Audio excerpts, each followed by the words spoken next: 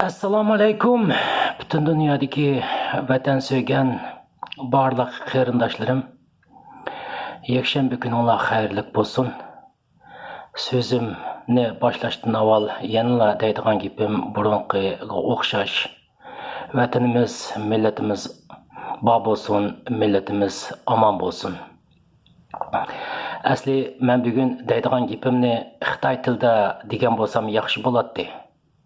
Ammo Xitoy tilini bilmayman emas, bilaman. Men Xitoyning maktubida o'qigan, Xitoyning sanoat institutida 5 yil o'qigan. Ammo bilmayman. Xitoyga bo'lgan o'chmanligimdandu va yoki o'zimning til gunohsiz bo'lsa-mu, Xitoyga bo'lgan va Xitoy hokimiyatiga bo'lgan o'chmanligim tufaylidimi? Xeyli nurg'un tillarni o'rgandim, masalan, o'ris tili, ingliz tili, turk tili, norveg tili degandek tillarni o'rgandimki, ammo bu Xitoy tilini ravon so'zlaydigan, yaxshi so'zlaydigan bu odatni yetildirolmadim. Chunki mening ustozim menga demişti, menga deganti, agar sen dushmaningni o'chman ko'rsang, uning zarrachilik narsalarni qalbingdan saqlama degan. Balkim ustozim degani to'g'ridir va yoki xatodir. Mening bilishimcha düşman rahimsiz, shafqatsiz bo'lsa-mu, mencha bo'lgan chaqda tili gunohsiz deb o'ylayman. Ammo meni kechiringlar, Xitoy boy deganimdek sanoat institutida 5 yil o'qib Xitoy tilini xeyli yaxshi o'rgangan bo'lsam-mu, ancha-muncha bir narsalarni tushansam-mu, ammo buni ravon so'zlash, ravon taraqqiy qildirishni men o'rganamadim. Balkim boy degandek Xitoyga bo'lgan, Xitoy hokimiyatiga bo'lgan ashaddiy bir o'chmanligimdan deb o'ylayman. Bugungi gapimni boy degandek Xitoy tilida so'zlasam yaxshi bo'ladi. Buning sabablarini ochiq dedim, aniq dedim. Ammo bu devatgan so'zlarimni Uyg'ur tilimda, o'zimning ona tilida desam-ma, aniqki bu 100% yalna Xitoy hokimiyati taraf ketadiganini men 100% bilaman. Chunki bu mening mediada so'zlashim birinchi qator ish emas. Taki men shu siyosiy qadamga millatimning da'vo ishiga qo'limdan kelishicha kirgandan tortib so'zlagan nutqlarimning hammalarida har yerlardan tahdidlar, besimlar, so'zlamasin, qilmasin degan so'zlar ayni vaqtida telefon etilmagan vaqtlarning o'zida kelgan bo'lsa, shu yerdan bevosita undan keyin va uning shu Xitoy va Xitoy g'alchilari orqali har turli besim tahlillarni topshirib oldik. Demakki, bu tahdid qilganlikning o'zi haq so'zni dema, yushum gap qilma deganlikning o'zi demakki bizning bu shu so'zimizga, haq so'zimizga Xitoy hokimiyati va Xitoy g'alchilarining albatta bir ahamiyat berayotganligining bir ifodasi deb o'ylayman. Endi gapning temasiga kelsam, qarindoshlar, Xitoyda shu virus voqeasi, virus fojiasi kelib chiqdi. Virus fojiasi kelib chiqqandan keyin men aytdi, xushal bo'ldim desam bo'ldi. Xo'shal bo'lib dunyoga o'tirib, "Zot men xush bo'ldim. Ey Uyg'urim, sen menga o'xshash xush bo'latamsa?" deb o'tirib jakaligim keldi, digim keldi, so'zligim keldi. Ammo biz yana Xitoy millatiga va Xitoy hokimiyatiga o'xshamagandan keyin insonning o'lim masalasi kelgan vaqtimizda yana bir mazgil saqladik. Bugunga qadar o'tirib men bu haqida Xitoylarning o'limi haqida hech qanday bir narsalarni demay keldim. Ammo bugun yana o'ylanib o'tirib, buning deyishning haqiqatan to'g'ri, muvofiq ekanligini, sababini tepib chiqdim ham degan so'zlarimni to'g'ri deb o'ylayman. Albatta, xabaringlarda bo'lgandek, bu vaqtda deyotgan so'zim Xitoy va Xitoy millatiga va shu orqali Xitoy hokimiyatiga berib yotadi. Aniqki, men bir odatga siyosiy emas. Men bir o'rganguvchi, izlanguvchi. Haq-naq masalalar kelgan vaqtning o'zida Xitoy millati uchirgan zulm bilan mening millatim uchirgan zulmni albatta men selishtirib, taroziga selishni yaxshi ko'raman. Taroziga obdan soldim, tadqiq qildim, o'rgandim. Xitoy millati bugun o'limning ichiga kirdi, fojialarning ichiga kirdi. Deganda qani o'lyotdi. Ana o'lyotdi. Lager, vatandaşqa lagerlarning ayni ularning ichida lagerga aylanayotdi. Men bu yerda o'tirib sizlarga tafsiliy jarayonni yo'ritib bermasam-mu, bizning vatanda bo'lgan Uyg'urlarga zulmni naq Xitoy hokimiyati aynini o'zining millatiga, o'zining xalqiga selyotdi. Bu yerda men demoqchi bo'lganim, xo'shal bo'lgan yerim qaysi degan vaqtingizda anglab qolinglar, Xitoy va Xitoy millati.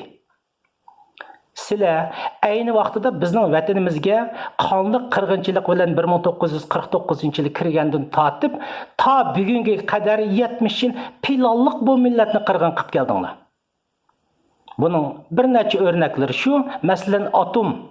Atom orqali 46 qator atom otdinglar. Buning birinchi bu atomning o'zida qanchalik insonlarning o'lganligini ba'zanlari 2 million, ba'zanlari 3 million deb shunday deydi. Mayli qancha million insonlar shahid bo'lsin, tugab ketsin, ammo o'ltaganlik bu pakitinglar aniq.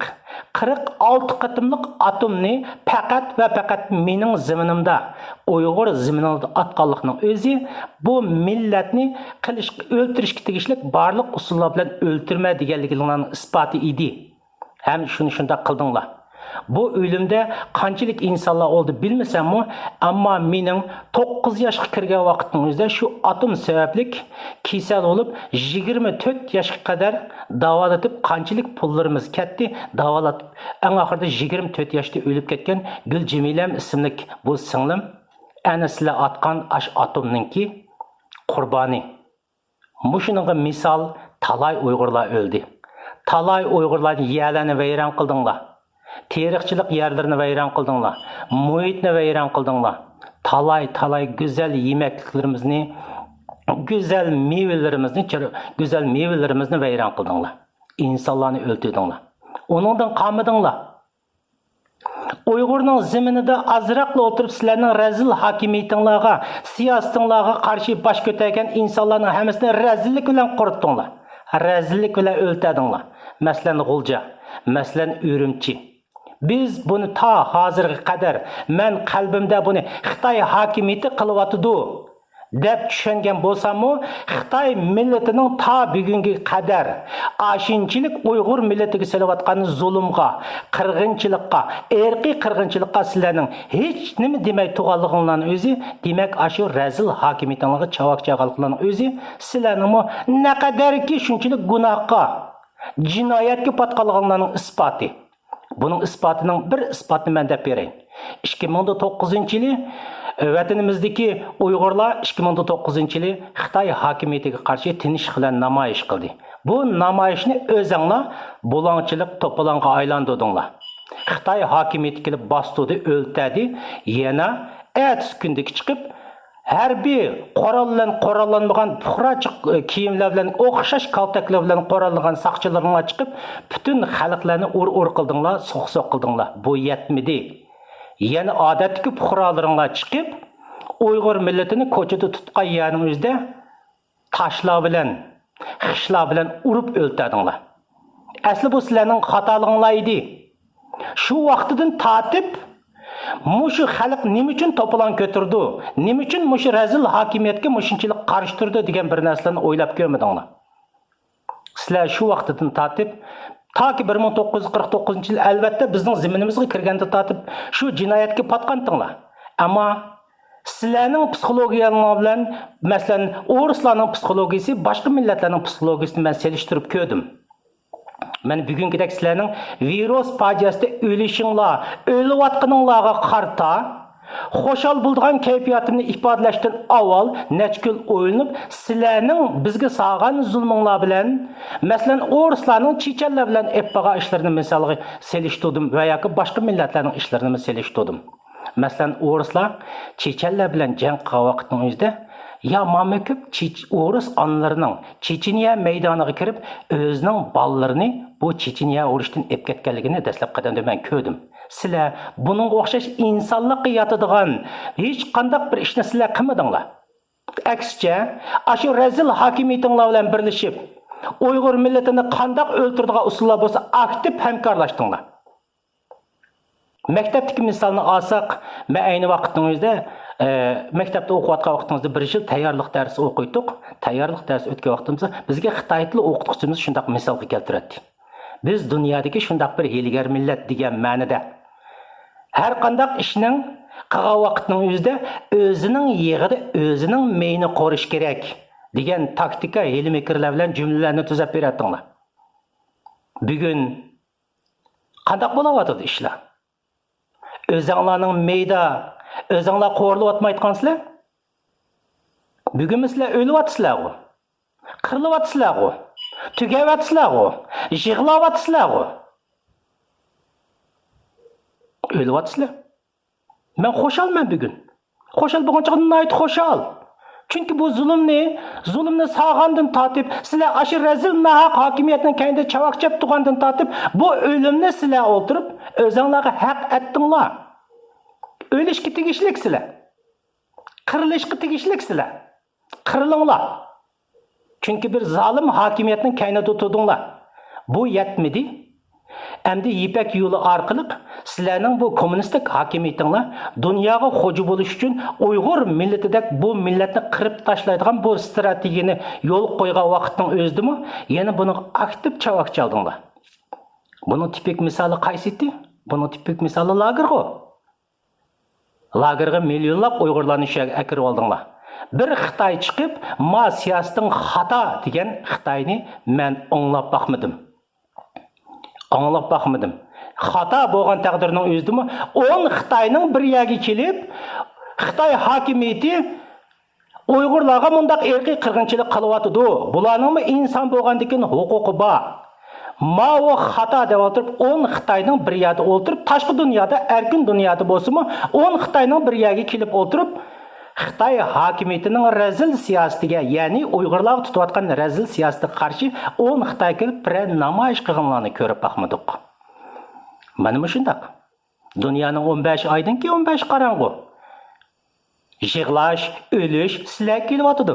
Nayt yaxshi o'lyapsizlar. O'linglar. Jiq o'linglar. Chunki bu o'limni, yig'lashni, qaqshashni Uyg'ur degan bu millat mening millatimni ustiga olgan narsa emas. Bugun yig'layapsizlar, kulyapsizlar. Kulyapsizlar deb xato dedim, yig'layapsizlar, o'lyapsizlar. Biz kulyapmiz rostini aytadi. Xo'sh bo'lyapmiz.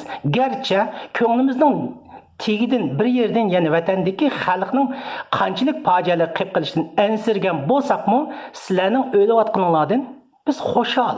Zaten men xo'shalman. Bay deganimdek, mushu zulm, mushularning hammalarini sizlar haq etdinglar.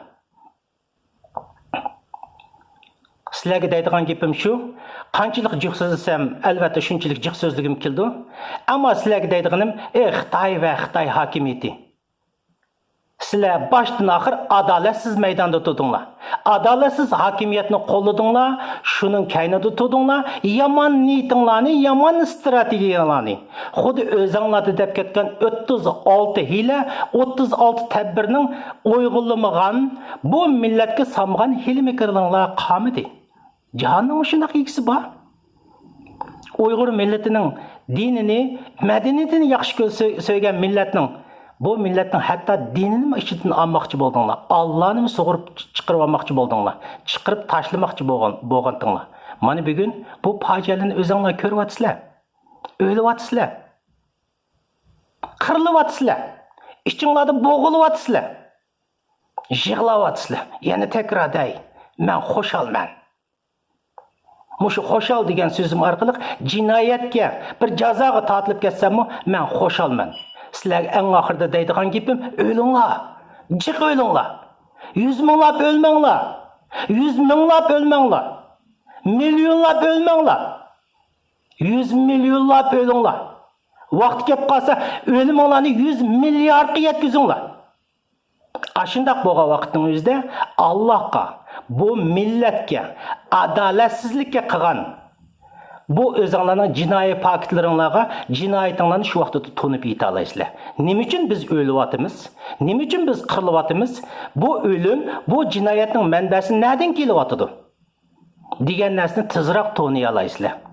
Aniqki, sizlarning samimlig'ingiz deb qo'y, bu o'liminglar, bu qirg'inchiliginglar Uyg'ur va Uyg'ur millatiga saqan zulmlardan, qirg'inchiliginglardan, yomon zihniyatinglardan, hatto bir insonning hech kimga taqashmaydigan Allohga bo'lgan sevgisidan, madaniyatini qirib tashlashdan iborat bu yomon niyatinglar tufaylidan bu zulm, bu fojia, bu qirilish sizlar kelyapti.